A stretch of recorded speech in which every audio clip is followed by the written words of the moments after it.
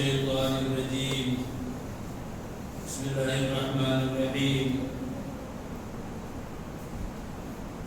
قد أفلح المؤمنون الذين هم في صلاتهم خاشعون والذين هم عن اللغو معرضون والذين هم للزكاة فاعلون. دینی بھائیوں، اسلامی خواتین، آج آپ نے تراویح کی نماز میں 18واں پارہ اور 19واں پارہ یعنی 18ویں پارے کا آخری حصہ اور 19ویں پارے کا شروع کا حصہ آپ نے سنا ہے. سورہ نور کو آپ نے سنا اور پھر سورہ نور کے بعد سورہ فرقان کو آپ نے سنا ہے آج کی تلاوت میں، اور پھر سورہ فرقان کے بعد سورہ شعراء کو بھی آپ نے سنا ہے. سورہ شعراء بھی بڑی حد تک یہ صورت ہو چکی ہے، یعنی 175 نمبر کی آیت تک، آیت نمبر 175 تک آپ نے سورہ شعراء کو سن لیا ہے. سورہ شعراء میں تھوڑا سا رہ گیا ہے، اس کی تلاوت باقی ہے، باقی یہ صورت آپ اس کی سماعت کر چکے ہیں. آج کا یہ درس سورہ مومنون سے شروع ہو رہا ہے. سورہ مومنون کی تفسیر ہم لوگ کل نہیں سن سکے تھے، وہیں سے یہ درس شروع ہو رہا ہے اور سورہ نور کا بھی تذکرہ آئے گا انشاءاللہ.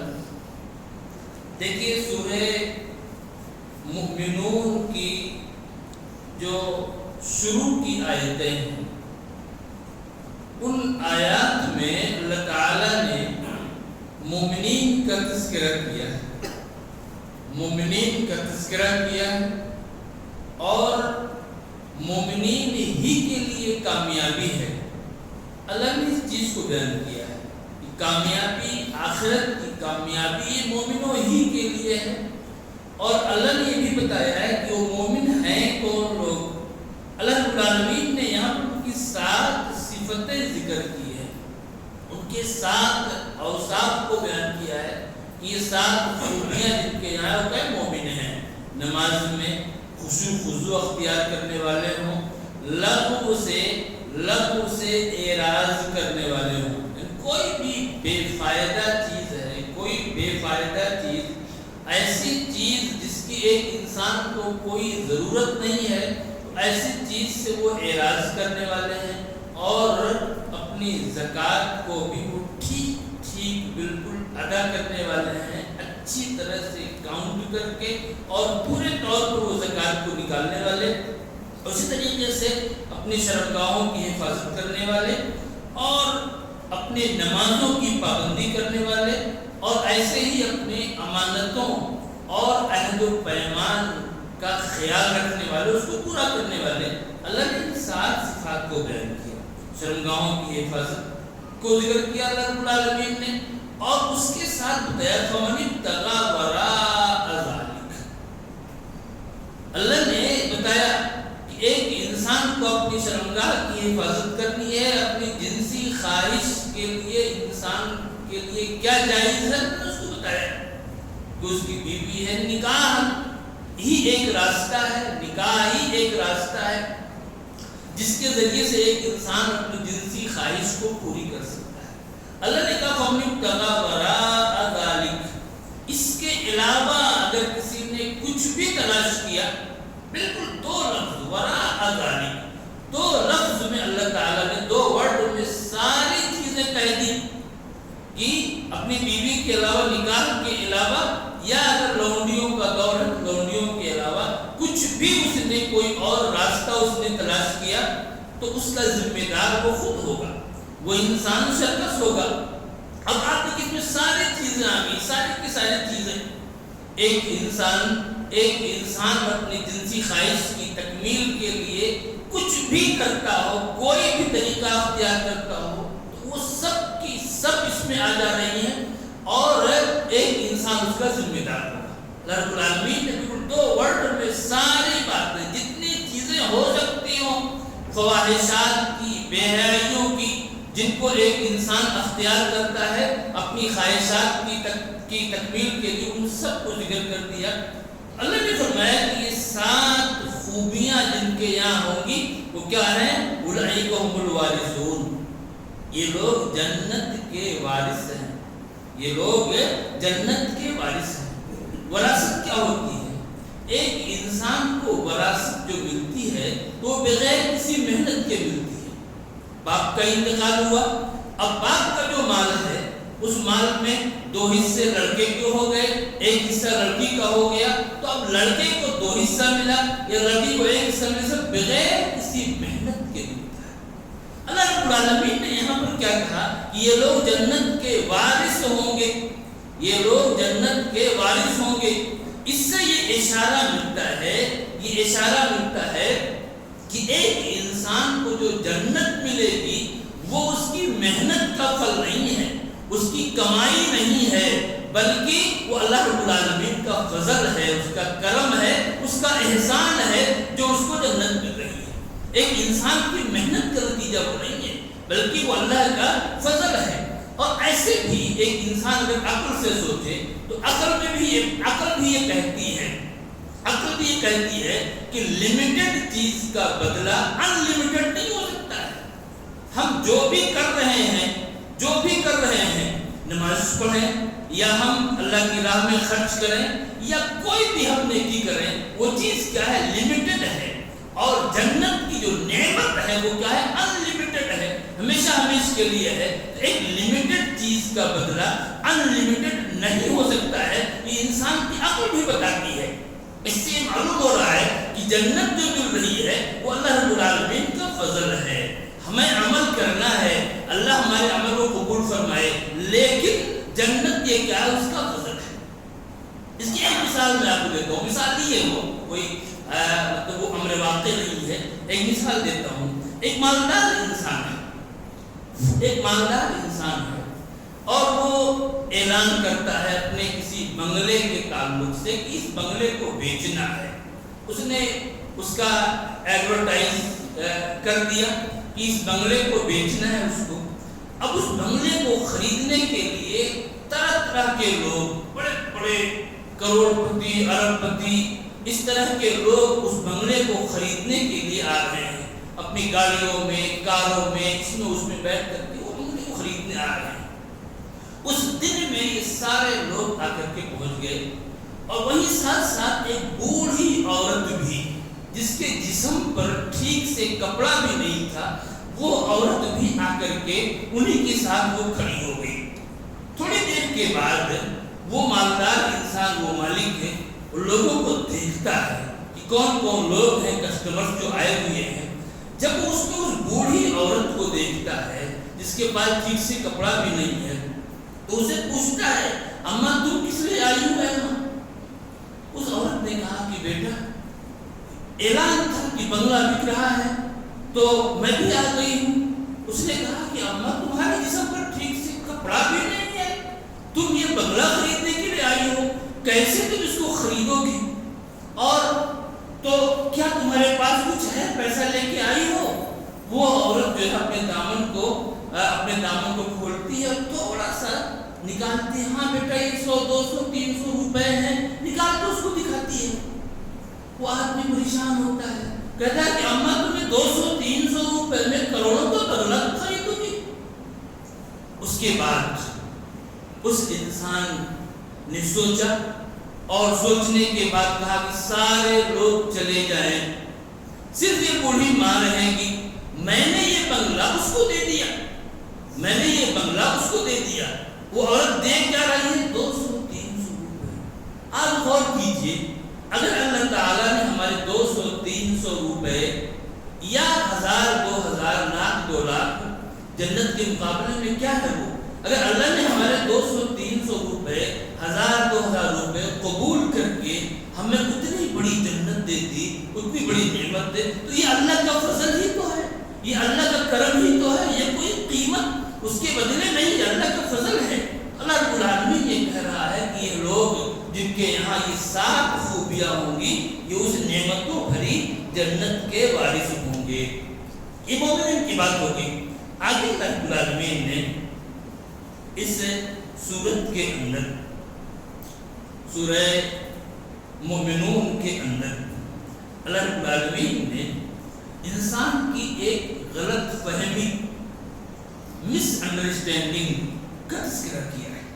کیا ہوتا ہے انسان کو مال ملے اولاد ملے تو وہ سمجھتا ہے کہ اللہ تعالیٰ ہمارے ساتھ بھلائی کرتا ہے. اللہ نے کیا کہا اَيَحْسَبُونَ أَنَّمَا نُمِدُّهُم بِهِ مِن مَالٍ وَبَنِينَ. کیا یہ لوگ یہ سمجھتے ہیں کہ ہم ان کو جو مال دے رہے ہیں اولاد دے رہے ہیں نُسَارِعُ لَهُمْ فِي الْخَيْرَاتِ تو ہم اس کے ذریعے سے ہم انہیں جلدی جلدی بھلائیاں دیتے جا رہے ہیں, اچھائی دے رہے ہیں. کیا وہ یہ سمجھتے ہیں؟ لا یشعرون. ایسا نہیں ہے, بات ایسی نہیں ہے.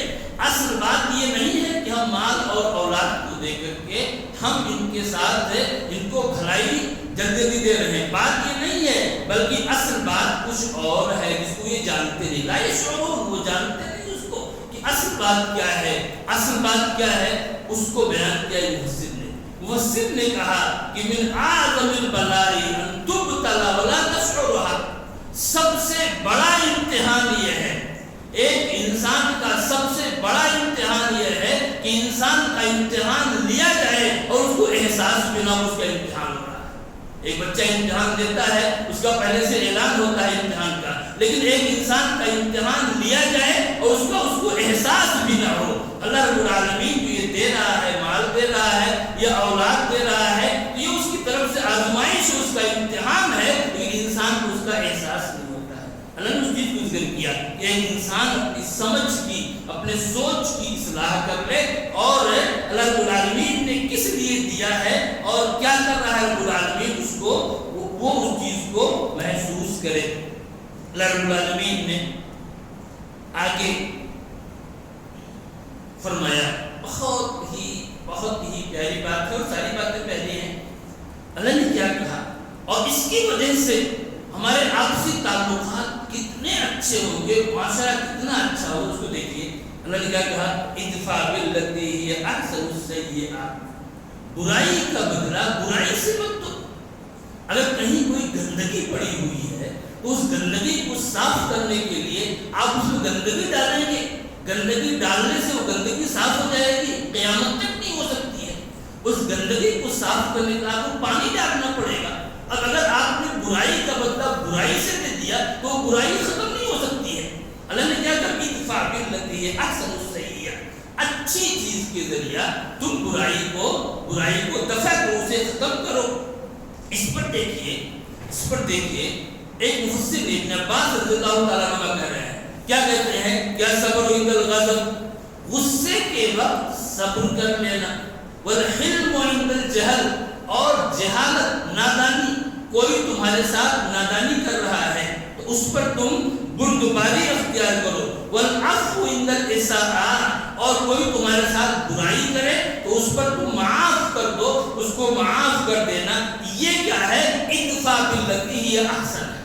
قرآن نے جو کہا ادفع باللتی ہی احسن, اچھے طریقے سے تم برائی کو دفع کرو, دور کرو, تو اس کا طریقہ یہی ہے کہ غصے کے وقت کوئی غصہ ہو رہا ہے تو آپ غصے پر صبر کر لیجئے. کوئی آدمی آپ کے ساتھ نادانی کر رہا ہے تو آپ اس کے مقابلے میں بردباری کیجئے, نرمی کیجئے, اور کوئی آپ کے ساتھ برائی کر رہا ہے, بدسلوکی کر رہا ہے, آپ اس کو معاف کر دیجئے. یہ کیا ہے, ادفع باللتی ہی احسن ہے. کتنا پیارا نسخہ ہے اللہ رب العالمین کا. اگر ہم اس کو اپنا لیں تو ہمارا گھر ہو, گھر سے باہر ہمارا محلہ ہو, معاشرہ ہو, سب کس طرح سے سکون اور چین سے لوگ رہیں, جس کو ہم سوچ بھی نہیں سکتے. اللہ نے اس چیز کو یہاں پر ذکر فرمایا.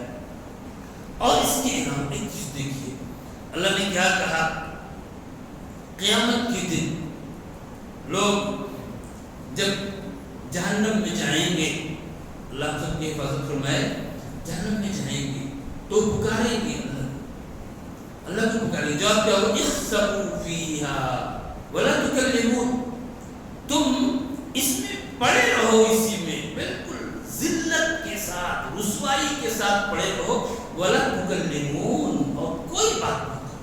اب تم سے کوئی بات نہیں ہوگی، اللہ رب العالمین کو یہ ہوگا اب تم سے کوئی بات نہیں ہوگی۔ آپ ذرا غور کیجیے، انسان سوچے اپنے دل پہ ہاتھ رکھ کے کہ آج حالت یہ ہے کہ اللہ تعالیٰ ہم سے بات کرنے کے لیے تیار ہے، اللہ تعالیٰ ہم سے بات کرنے کے لیے تیار ہے، اور ہم جو کچھ کہیں اللہ تعالیٰ اس کو سننے کے لیے تیار ہے۔ لیکن آج ہم اللہ کی طرف لوٹ نہیں رہے ہیں، تو کیا ہم اس دن کا انتظار کر رہے ہیں جس دن اللہ ہم سے بات کرنے کے لیے تیار نہیں ہوگا، جس دن یہ کہا جائے گا بولا تو کل لیمون کوئی بات چیت نہیں؟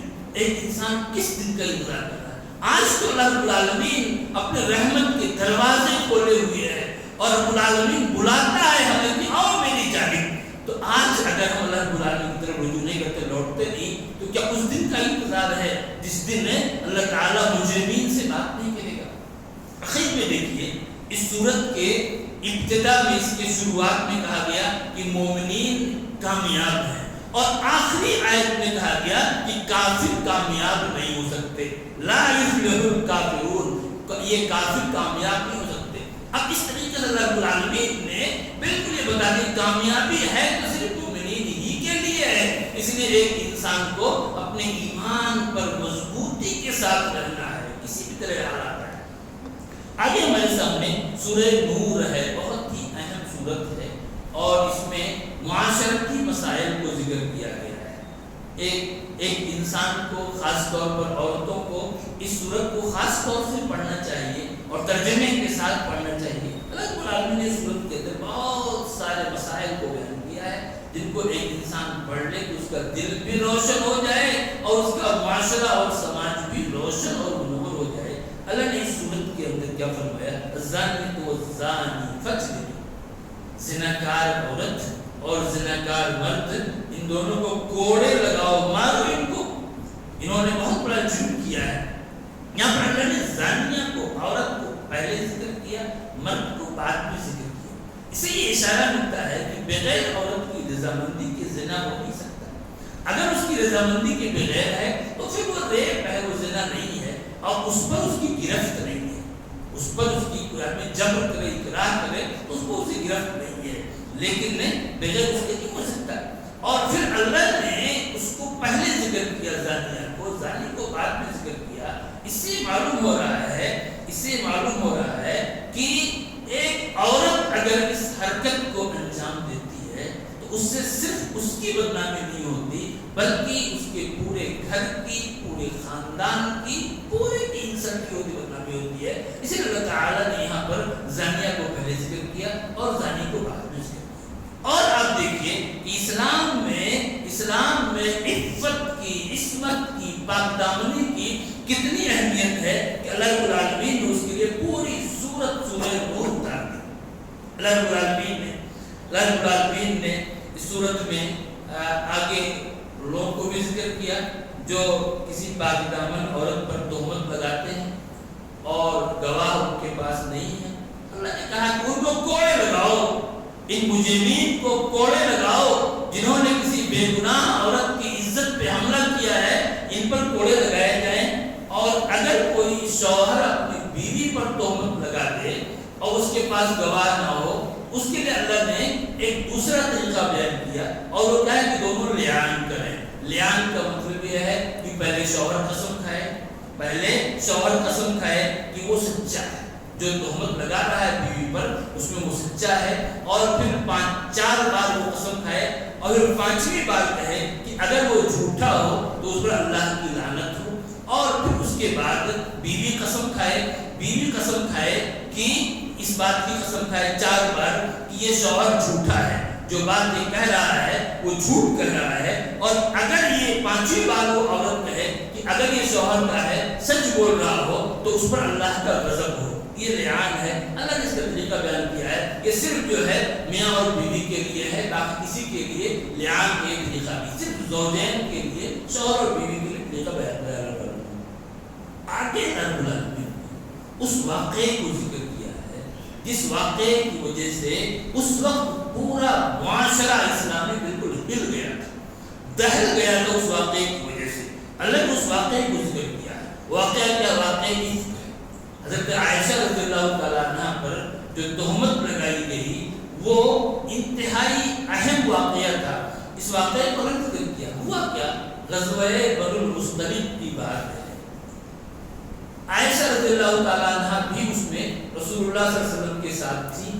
اور جب اسلامی فوج لوٹ رہا تھا تو مدینے سے پہلے ایک جگہ فوج نے قیام کیا، پڑاؤ ڈالا. اب اس دوران عائشہ رضی اللہ تعالیٰ عنہ یہ اپنے ہودج سے، ہودج یہ اونٹ پر لادا جاتا اور اس پر یہ عورتیں بیٹھتی تھی، اس سے اتر کر کے قضائے حاجت کے لیے گئی. اور جب وہ ادھر گئی تو جو لوگ اس ہودج کو اونٹ پر لادتے تھے انہوں نے یہ سمجھا کہ شاید آپ اس میں بیٹھی ہوئی ہے، انہوں نے اس کو اونٹ پر لاد دیا اور پھر وہ سب نکل پڑے. عائشہ رضی اللہ تعالیٰ نے لوٹی وہاں سے لوٹی تو دیکھا کہ کوئی نہیں ہے، سارے لوگ جا چکے ہیں. اب وہیں پر وہ بیٹھ گئی، لیٹ گئی. پیچھے سے صفوان بن معطل السلمی رضی اللہ تعالیٰ عنہ، جن کی ڈیوٹی ہی یہی تھی کہ فوج کے پیچھے آنا ہے ان کو، تاکہ کوئی چیز اگر چھوٹ جائے تو اس کو اٹھا لینا ہے. جب وہ وہاں آئے اور دیکھا کہ یہ تو نبی اکرم صلی اللہ علیہ وسلم کی زوجہ محترمہ ہے، بیوی ہیں، انہوں نے انا للہ و انا الیہ راجعون پڑھا اور اپنے اونٹ کو وہیں بٹھا دیا. اونٹ کو بٹھایا، عائشہ اس پر سوار ہو گئی اور صفوان بن معطل اس اونٹ کے نکیل کو پکڑ کر کے چل پڑے. اسی حالت میں وہ چلے اور جہاں فوج اگلے پڑاؤ پہ ٹھہرا ہوا تھا وہاں جا کر کے پہنچے. جب منافقین نے دیکھا تو انہوں نے اس سے فائدہ اٹھایا اور تہمت لگائی، الزام لگا دیا. ایسی پریشانی رسول اکرم صلی اللہ علیہ وسلم، سارے لوگ پریشان. اللہ نے آیت میں کیا کہا؟ ان الذين جاءوا بالافك عصبة منكم لا تحسبوه شرا لكم. قرآن کیا کہہ رہا ہے؟ لا تحسبوه شرا لكم، تم اس کو اپنے لیے برا مت سمجھو. ذرا غور کیجئے، پورے ایک ماہ تک رسول اکرم صلی اللہ علیہ وسلم پریشان ہیں اور ایسے ہی ابوبکر صدیق پریشان ہیں. عائشہ رضی اللہ تعالیٰ عنہ کی روتے روتے آنسو بھی سوکھ چکے ہیں. سارے مسلمان پریشان ہیں، لیکن اللہ رب العالمین کا کہہ رہا ہے لا تحسبوه شرا لكم، تم اس کو اپنے لیے برا مت سمجھو. کیوں اللہ تعالیٰ کہہ رہا ہے؟ اللہ تعالیٰ کیوں کہہ رہا ہے؟ اس میں ایک پیغام ہے مسلمانوں کے لیے، ایک پیغام ہے کہ حالات کیسے بھی خراب ہو جائیں تمہاری سوچ پازیٹیو ہونی چاہیے. کیسے بھی حالات خراب ہوں تم جو ہے ہمیشہ پازیٹیو سوچو.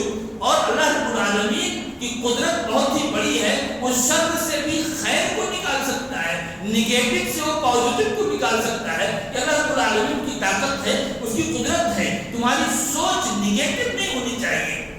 آج بھی حالات آتے ہیں، طرح طرح کے حالات آتے ہیں، ہم اس کو واٹس ایپ وغیرہ پہ دیکھتے رہتے ہیں. ایک مسلمان کی سوچ نگیٹو نہیں ہونی چاہیے. آپ کی سوچ پازیٹیو ہو، پازیٹیو سوچ ہو. اور پھر اس کا حل کیا ہو سکتا ہے اس کو ایک انسان سوچے. صرف نگیٹو سوچے گا تو ایک انسان بالکل پست ہو جائے گا، ایک مسلمان، اور اس کی ہمت جواب دے جائے گی. اللہ تعالیٰ لا تحسبوه شرا لكم، اسے جو ہے برا مت سمجھو. اور آگے اللہ نے کہا، کیا کہا؟ لولا اذ سمعتموه ظن المؤمنون والمؤمنات بانفسهم خیرا. ایسا تو نہیں ہوا کہ اس واقعے کو سننے کے بعد مومن مردوں اور مومنہ عورتوں نے اپنے بارے میں اچھا کیوں نہیں گمان کیا. یہ دیکھیے ہونا کیا چاہیے تھا کہ یہ کہا جاتا کہ ایسا کیوں نہیں ہوا کہ مومن مردوں اور مومنہ عورتوں نے اپنے بھائیوں کے بارے میں اچھا کیوں نہیں گمان کیا. قرآن نے کہا کہ اپنے بارے میں، اپنی جانوں کے بارے میں اچھا کیوں نہیں گمان کیا. مطلب کیا تھا اس کا؟ کیوں ایسا کہا گیا؟ اس لیے کہا گیا کہ سارے کے سارے مومنین، حسن بصری کہتے ہیں کہ اللہ نے کیوں کہا بِأَنفُسِهِمْ ظَنَّ الْمُؤْمِنُونَ وَالْمُؤْمِنَاتُ بِأَنفُسِهِمْ، اپنی جانوں کے بارے میں، اپنے بارے میں اللہ نے کیوں یہ بات کہی؟ حسن بصری کہتے ہیں لِأَنَّ الْمُؤْمِنِينَ كَنَفْسٍ وَاحِدَةٍ، اس لیے کہ سارے کے سارے مومنین ایک نفس کی طرح سے. کوئی بھی مومن ہو، کسی بھی خاندان کا ہو، کسی بھی قبیلے کا ہو، کہیں کا بھی ہو، وہ ایک نفس اور ایک جان کی طرح سے ہے. اس بنیاد پر اللہ نے کہا کہ بِأَنفُسِهِمْ خَيْرًا. اللہ نے ایک تعلیم دی. کوئی بھی اس طرح کا واقعہ آئے، کوئی بھی اس طرح کی بات آئے، ایک مسلمان کا طریقہ یہ نہیں ہے کہ اس کو اچھالتا پھرے کسی کے تعلق کے بعد اس کو نہیں، بلکہ اچھا گمان کرے، اس واقعے کو ٹھیک سے اس کو پڑھے، اس کو جانے، اور جہاں تک ہو سکے وہ اپنے بھائی کی، اپنے بہن کی عزت کا دفاع کرے، اس کا ڈیفنس کرے۔ یہ طریقہ ہے، اس کی تعریف رب العالمین دی۔ اور اس کی علاوہ اللہ نے ایک بات اور کہی، کیا کہا؟ الخبیثات للخبیثین والخبیثون للخبیثات۔ خبیث عورتیں خبیث مردوں کے لیے، خبیث مردوں کے لیے خبیث عورتیں ہیں۔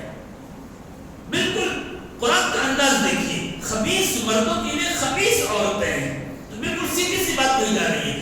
لیکن اس کے ذریعے سے مسلمانوں کو ایک پیغام دیا جا رہا ہے کہ تم نے کیسے یہ سوچ لیا کہ عائشہ بری ہو سکتی ہے؟ تم نے یہ سوچا نہیں کہ یہ بیوی کس کی ہے، یہ بیوی کس کی ہے؟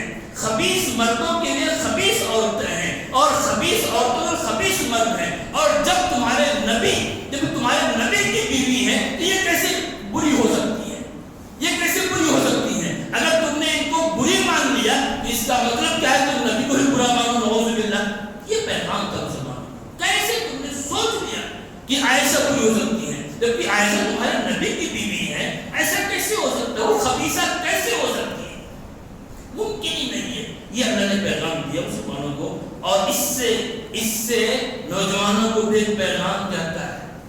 اللہ کیا کہہ رہا ہے؟ الخبیثات للخبیثین والخبیثون للخبیثات۔ خبیث عورتیں خبیث مردوں کے لیے، اور خبیث مرد خبیث عورتوں کے لیے ایک پیغام جا رہا ہے نوجوانوں کو۔ کون سے نوجوان؟ وہ نوجوان جو غلط کاریوں میں لت پت ہیں، غلط کاریوں برائیوں میں لت پت ہیں، ان کو ایک میسج جا رہا ہے کہ تمہارا اگر کیریکٹر اچھا نہیں ہے، اگر تم نے اپنے کیریکٹر کو اچھا نہیں بنایا تو آگے چل کر تمہیں جو بیوی ملے گی وہ بھی غلط کیریکٹر کی ہوگی، وہ بھی اچھی نہیں ہو سکتی ہے۔